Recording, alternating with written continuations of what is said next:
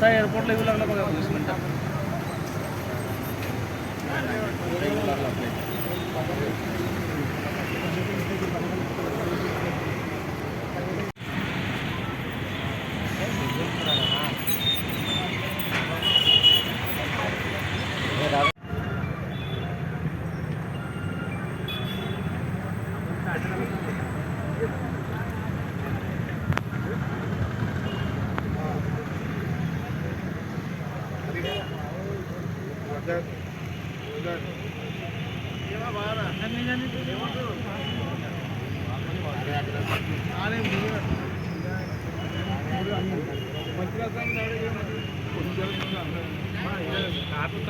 सोलापूर महानगरपालिकेचे माजी महापौर तथा राष्ट्रवादी काँग्रेस पार्टी शरद पवार गटाचे नेते महेश अण्णा कोटे यांचं प्रयागराज येथील कुंभमेळ्यात दुःखद निधन झालेलं आहे. त्यांचं पार्थिव शरीर जे आहे ते आज सोलापूरच्या विमानतळावर येणार आहे.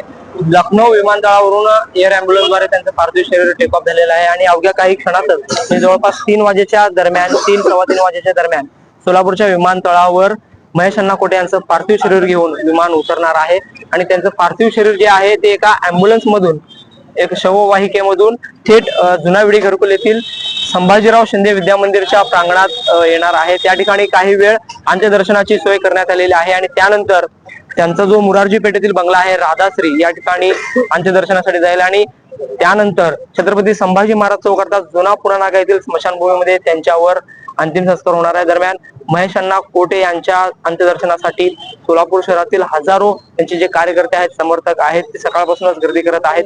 छत्रपती संभाजी शिंदेचं प्रांगण असेल शाळेचं किंवा मुरारजी पेठेतील त्यांचं निवासस्थान असेल किंवा आता या क्षणी ज्या ठिकाणी त्यांचं पार्थिव शरीर विमानातून उतरणार आहे त्या सोलापूर विमानतळावर देखील अनेक जे कार्यकर्ते आहेत ते वाट बघत आहेत. शेवटचं एक दर्शन अण्णांचं शेवटचं एक अंतिम दर्शन अण्णांचं मिळावं यासाठी सर्व कार्यकर्ते या ठिकाणी प्रयत्न करताना दिसत आहे. शववाहिकेला सजवण्यात आलेला आहे आणि ती शववाहिका आता थोड्या वेळापूर्वी आत गेलेली आहे आणि त्या शववाहिकेतूनच संभाजी शिंदेच्या शाळेच्या मैदानात अंतिम दर्शनासाठी नेण्यात येणार आहे. सोलापुरातील एक दिग्गज नेता हरपला आहे अशी एक भावना सर्वत्र व्यक्त होताना दिसत आहे. अनेक जण राजकीय नेते देखील महेश अण्णांच्या निधनामुळे शोक व्यक्त करत आहेत आणि काही मिनिटातच म्हणजे जवळपास 3-3:15च्या दरम्यान महेश अण्णांचं जे पार्थिव शरीर आहे ते विमानानं सोलापूरच्या विमानतळावर उतरणार असल्याची एक या ठिकाणची बातमी आपल्याला मिळत आहे. जहूर साहेब सोबत अकबर बागवान, लोकप्रधान, सोलापूर.